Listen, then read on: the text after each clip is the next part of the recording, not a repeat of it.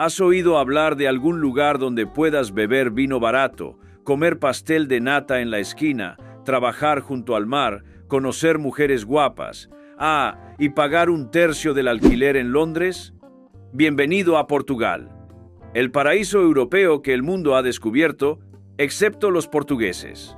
En los últimos años, el país se ha convertido en el nuevo favorito de los nómadas digitales, los jubilados millonarios, los turistas en busca de experiencias auténticas. ¿Y el resultado? Sencillo, el chasquido Thanos.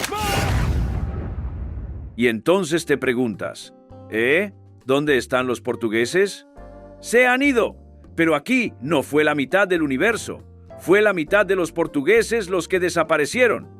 No porque se convirtieran en polvo, sino porque ya no pueden permitirse vivir donde nacieron. Portugal sigue siendo hermoso, pero los pueblos originarios fueron borrados de la escena, y eso es lo que vas a descubrir ahora. Capítulo 1. Portugal se ha convertido en un paraíso, ¿pero para quién? ¿Conoces ese país del que todo el mundo empezó a hablar en sus historias después de la pandemia? Playas, vino, azulejos preciosos, calles adoquinadas, gente amable. Bueno, eso es Portugal. Pero espera, la historia no es tan bonita como parece. En los últimos años, Portugal se ha convertido en uno de los destinos más deseados del mundo, y no solo por turismo. La gente se está mudando, y no hablamos de cualquiera, sino de una nueva generación de profesionales, los nómadas digitales. Esas personas que trabajan desde donde quieran solo necesitan un portátil y una buena conexión Wi-Fi. Y Portugal lo ofrecía todo en un paquete perfecto. Internet rápido, clima agradable, seguridad, café con pastel de nata en la esquina y, lo más importante, un coste de vida mucho más bajo que en Londres, París o Nueva York. Luego llegó el visado nómada, creado en 2022. El mensaje era claro. Vengan, extranjeros ricos. Aquí pueden vivir como reyes, comiendo bacalao y pagando en euros fuertes. Y no es una exageración. Lisboa tiene un coste de vida un 44% más bajo que Londres y un 58% más bajo que Nueva York. En otras palabras, quienes ganan en dólares o euros en el extranjero y vienen a gastar aquí, se sienten como en el paraíso. Incluso tiene un nombre, geoarbitraje. Es cuando se gana mucho en un país caro, pero se gasta poco en uno barato. Es como magia financiera. ¿Quieren verlo? Toma $6 en EUA y te compras una Big Mac. Pero cámbialos a moneda sudafricana y ¡tachán! Te compras 2 Big Macs. Sí, 2. Ahora imagina que esto ocurre a escala global. Miles de personas usan este truco de la vida real cada mes para vivir mejor y gastar menos. Portugal, entonces, se convirtió en una especie de todo incluido en Europa para estas personas. Sol, mar, buena comida y un alquiler que, al menos al principio, era asequible. Pero si la historia empezara y terminara allí, todo estaría bien, ¿verdad? Pero la pregunta que nadie responde es, ¿Portugal se convirtió en el paraíso, pero ¿para quién? Porque mientras una parte del mundo descubría el país como el refugio perfecto, otra parte, los propios portugueses, empezó a verse desplazada fuera del juego. Capítulo 2. Lo que parecía una solución se convirtió en un problema. En teoría, todo era maravilloso. Portugal empezó a ascender en el ranking de países ideales para vivir. Empezaron a llegar startups, las cafeterías estaban llenas. Los espacios de coworking estaban por todas partes. Lisboa se convirtió en la California de Europa, solo que con pasteles de bacalao y tranvías eléctricos pasando de fondo. ¿Y el gobierno? Contento. Más gente consumiendo, alquilando, invirtiendo, todo lo que una economía sueña. Pero entonces llegó el efecto secundario. Lisboa, Oporto e incluso ciudades más pequeñas comenzaron a experimentar un fenómeno silencioso que gradualmente se convirtió en una bomba, la explosión de precios. Para que se hagan una idea, en 10 años, el precio de una casa en Lisboa ha subido un 250%. Así es. Un apartamento que antes costaba 100.000 euros, ahora puede alcanzar fácilmente los 350.000, y el alquiler subió más del 20% solo en 2022. Y el problema no es ni siquiera el precio en sí, es quien puede permitírselo. Porque cuando un nómada digital gana 5, 6, 10.000 euros al mes en dólares o libras y compite por el mismo apartamento con un portugués que gana 900 euros de salario mínimo, ¿adivinen quién gana? Adelanto, no son los portugueses. Lo que se suponía que sería una oportunidad se ha convertido en exclusión. Los centros históricos están siendo ocupados por turistas temporales y extranjeros permanentes, mientras que los locales están siendo expulsados. Literalmente, Lisboa es hermosa hoy, pero también es casi inaccesible para quienes nacieron allí. Lo que antes era un barrio familiar ahora es un Airbnb con contraseña en la puerta y un manual de bienvenida en inglés. Y no se detiene ahí. Auge del turismo, genial. Pero también está provocando un aumento en el precio de la comida, el transporte y el costo de vida. Lisboa se ha convertido en un escaparate. Pero un escaparate no está hecho para vivir. Está hecho para mirar y no para tocar. Y lo peor, esto no solo ocurre en Portugal. Es el mismo efecto que ocurrió en Hawái. Un lugar precioso, una naturaleza increíble. Hasta que empezó a llegar gente, los precios se dispararon y los propios hawaianos tuvieron que abandonar la isla que les vio nacer. Sí, el paraíso se ha convertido en una trampa. Y surge la pregunta, ¿se está vendiendo Portugal? Y si es así, ¿quién compra? Capítulo 3. Salario portugués. El elefante en la habitación. Vale, los alquileres se están disparando.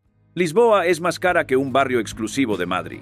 Pero luego piensas, vale, si es caro, será porque la gente gana bien, ¿no? Ese es el problema. El salario mínimo en Portugal es inferior a 900 euros. Menos de 1.000 euros para vivir en uno de los lugares más caros de Europa Occidental. ¿Quieres un susto? En España, justo al lado, el salario mínimo ya supera los 1.000 euros. En Francia, bueno, supera los 1.700. Y mira, no estamos hablando de una comparación con Suiza o Alemania, ¿vale? Estamos hablando de sus vecinos directos. Ahora, fíjate, un ingeniero recién graduado empieza ganando unos 1.300 euros al mes. Un gerente de tienda no suele ganar más de 900 euros. Y ahí es cuando consiguen trabajo, ¿sabes? Porque hay muchos portugueses con título universitario trabajando como autónomos, con contratos temporales o incluso emigrando. Porque no es posible, no cuadra. ¿Cómo puede alguien que gana 900 euros pagar 750 solo por el alquiler de una habitación compartida en Lisboa? ¿Cómo vives, comes, te desplazas, pagas facturas, piensas en tener hijos, viajar, construir algo? Por eso cada vez más gente vuelve a casa de sus padres, incluso después de los 30. O se muda al campo y viaja durante horas cada día para conseguir trabajo en los centros urbanos. Y lo peor, no siempre merece la pena irse de la ciudad, porque el coste está subiendo en todo el país. Incluso en ciudades medianas, el precio de la comida, el transporte, la energía, todo se ha disparado. ¿Y saben qué es aún más descabellado? Es que, al mismo tiempo, Portugal se ha convertido en el destino predilecto de los jubilados europeos. Llegan con una pensión de 2 a 3 euros y viven como reyes, mientras que los portugueses que nacieron, estudiaron y trabajan aquí apenas pueden permitirse el combo de alquiler y supermercado. Es como si dos portugueses vivieran juntos en el mismo territorio. Uno es una fachada con vino, playas y coworking.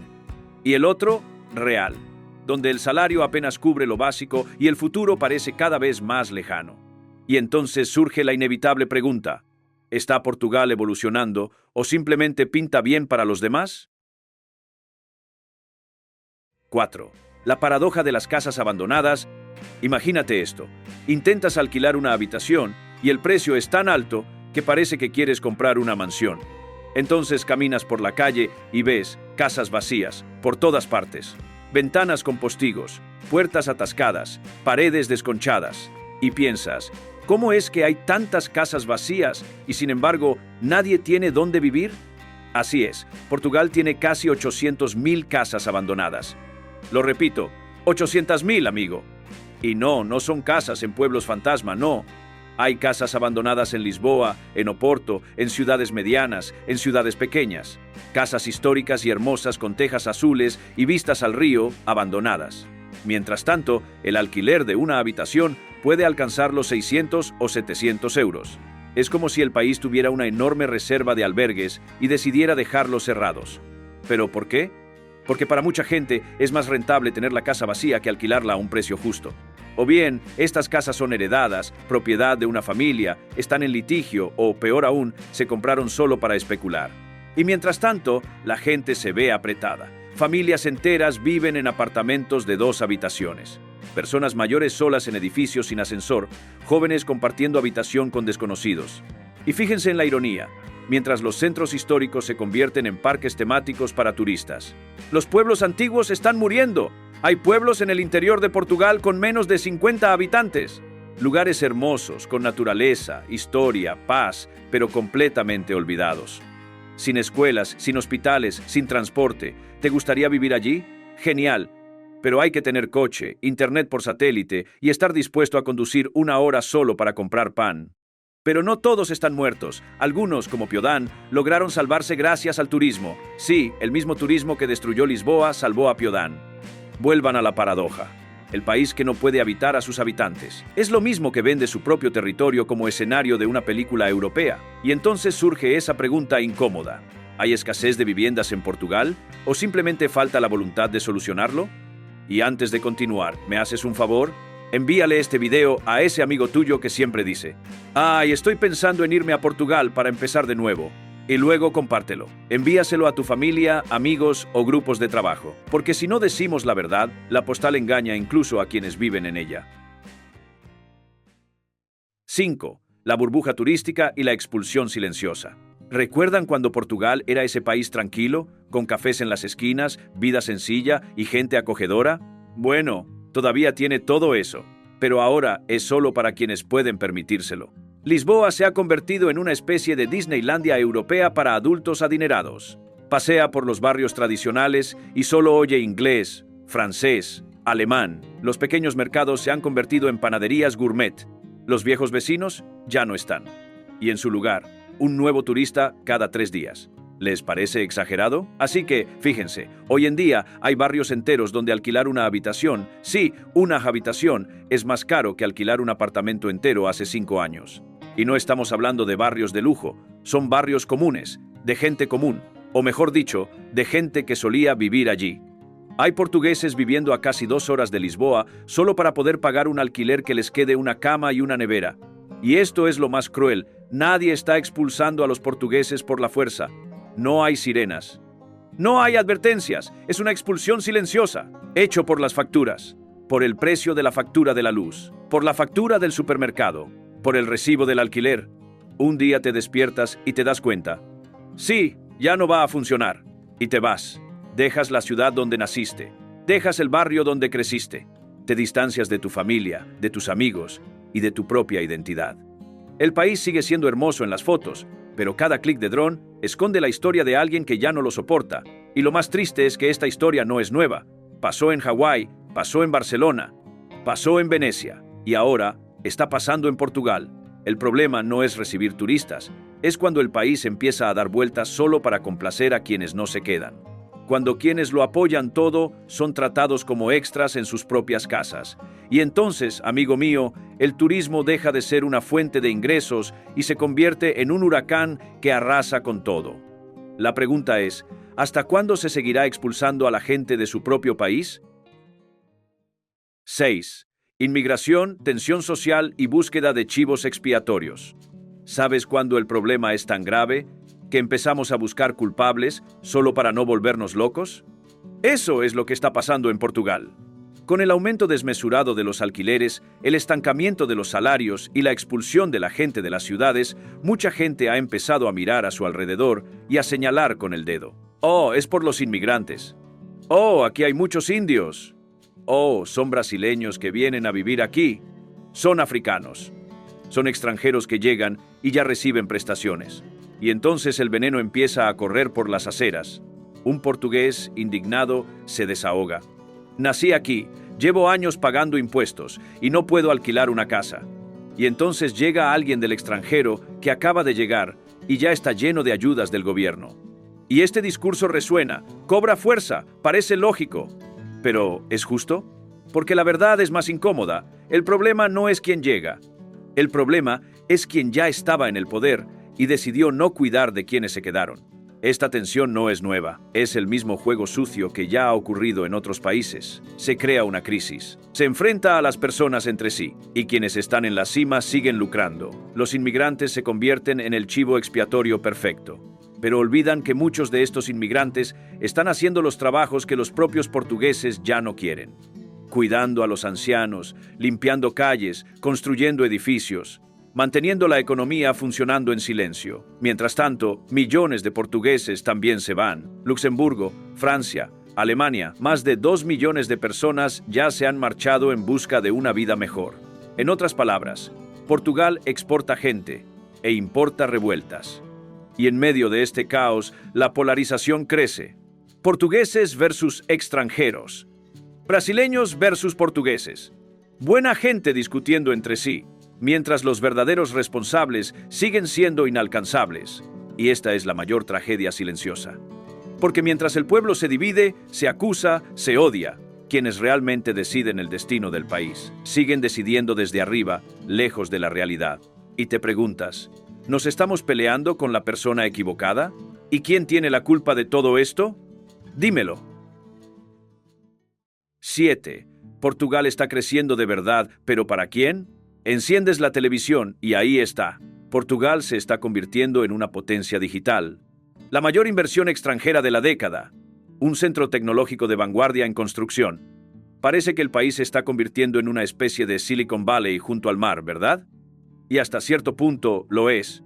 Solo en Sines, una ciudad costera, un fondo estadounidense y una empresa británica anunciaron una inversión de $4.2 millones en centros de datos.